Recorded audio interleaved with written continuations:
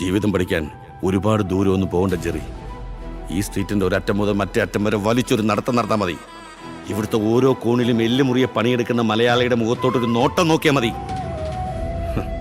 തമാശയായിട്ട് എല്ലാവരും പറയുന്നൊരു കാര്യമുണ്ട്, ലോകത്തിന്റെ ഏത് കോണിൽ ചെന്നാലും ഒരു മലയാളി ഉണ്ടാവുമെന്ന്. അത് തമാശയല്ല. കടലും മലയൊക്കെ കിടന്ന് ഏത് നാട്ടിലും പോയി സ്വന്തം സാമ്രാജ്യം ഉണ്ടാക്കി എടുത്തിട്ടുള്ളവൻ തന്നെയാണ് മലയാളി.